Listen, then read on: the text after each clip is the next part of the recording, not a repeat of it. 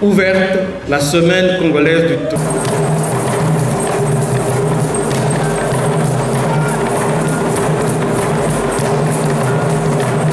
Oui, d'accord.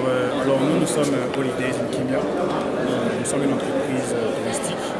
Nous œuvrons notamment dans l'organisation de différentes excursions sur différents sites touristiques. Alors nous existons depuis 2022.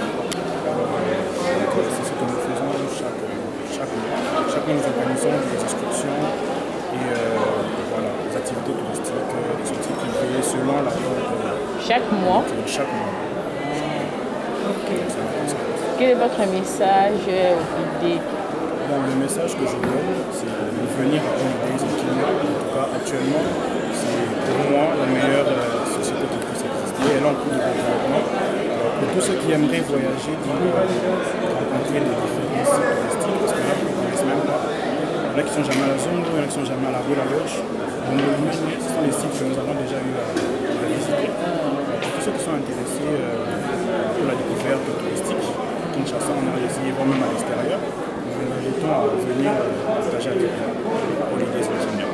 Okay. Donc, nous avons déjà eu les sites que nous visitons souvent sont également les sites de Goma. Donc là, d'ailleurs, nous sommes en train de préparer une excursion pour Zongo pour le 24 ou 25.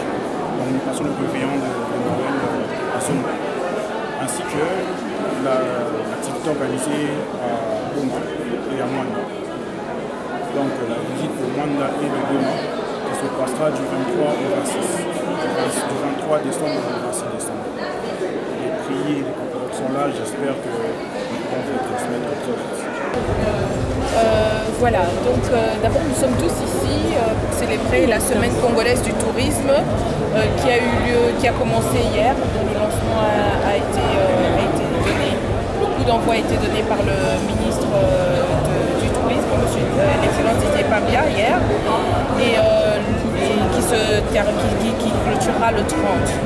Alors nous en tant que bras séculier du ministère du tourisme, l'ONT, que je représente en tant que président du conseil d'administration, nous sommes non seulement dans l'obligation, mais c'était un honneur pour nous d'accompagner ce programme parce que le ministre a beaucoup d'idées innovatrices et beaucoup de projets qui sont, en fait, une fois qu'ils seront réalisés, pourront donner de l'impulsion au secteur du tourisme congolais. Alors, l'Office national du tourisme a organisé pas mal d'activités, dont celle que vous venez de suivre ce matin, qui, pour moi, selon moi, en tant que maire, en tant que parent, était et sera l'une des plus grandes activités qui était de faire participer les enfants, donc la jeunesse, okay, à découvrir en fait le tourisme. Et donc il y a un tour qui leur a été offert. Ils ont pu visiter ce beau bâtiment qui est un héritage et pour leur ouvrir l'esprit et pour leur faire connaître aussi l'histoire qui fait partie aussi du tourisme. Parce que sans l'histoire, sans la culture, il est très difficile de parler du tourisme. Et quant à moi, c'est la plus grande et la plus belle des activités qui aura eu lieu durant cette semaine congolaise du tourisme. Et bien entendu, vous avez les stands en bas qui ont été exposés et nous avons un grand stand représenté par la direction générale, Madame le DG, qui est très très bien représentée et là où toutes les personnes intéressées peuvent aller se retrouver, poser toutes les questions sur les sites touristiques, sur les activités, ainsi que sur tout ce qui est hôtel, restaurant que nous avons non seulement dans la capitale de Kinshasa, mais au niveau national aussi. Écoutez, étant donné d'abord que nous sommes dépendants, donc nous sommes sous tutelle du ministère du Tourisme, qui est chapeauté et qui est sous l'égide de la chef du gouvernement, l'excellence de la première ministre Judith Suminwa-Tuluka, nous croyons effectivement et nous sommes accompagnés par le gouvernement parce que sans gouvernement il n'y aurait pas le ministère du Tourisme et sans ministère du Tourisme il n'y aurait pas d'Office national du tourisme et tous les trois sommes sous le contrôle du chef de l'État qui lui aussi se donne beaucoup plus pour pouvoir faire éclore ce secteur du tourisme.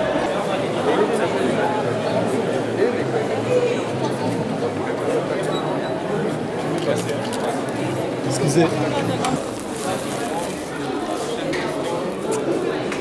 Faut pas que j'ai l'air ridicule ici, hein.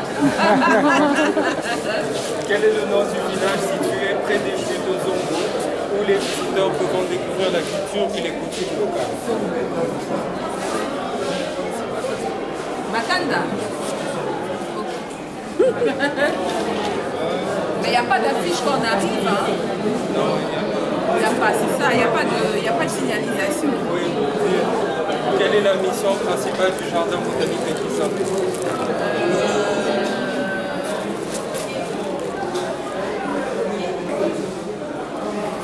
Bon, est-ce qu'elle a qu'une seule mission ou elle en a plusieurs? Elle a plusieurs, mais ici on va prendre que une seule. Ah non. Moi je sais que le jardin botanique de Kisantu sert de parc et loisirs pour les touristes. Et puis il y a aussi des recherches qui sont faites là-bas parce qu'il y a un petit laboratoire et tout ça. C'est ça la bonne réponse. C'est ça? D'accord, les recherches. Et puis la dernière question. Quel est le nom de cette chute? Ça c'est bon pas. Voilà. Oui, c'est ça. Voilà. Et la dernière question, je pense que vous avez gagné. C'est quoi le nom de cet océan? C'est un océan qui se trouve à Mwanda. Oh. Mwanda. Ah non, les deux océans sont. C'est pas là. C'est pas Mwanda.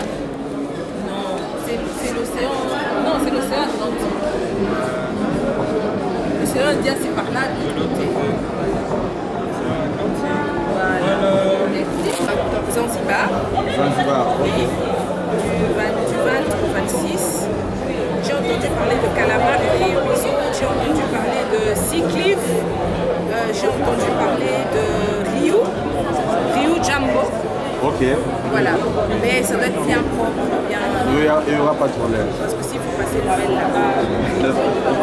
Vous n'aurez pas de problème. On va vraiment tout planifier, organiser, booker l'hôtel, le transport, les visites, les activités, tout sera. Parce que je vais comparer, j'ai déjà un chauffeur là-bas.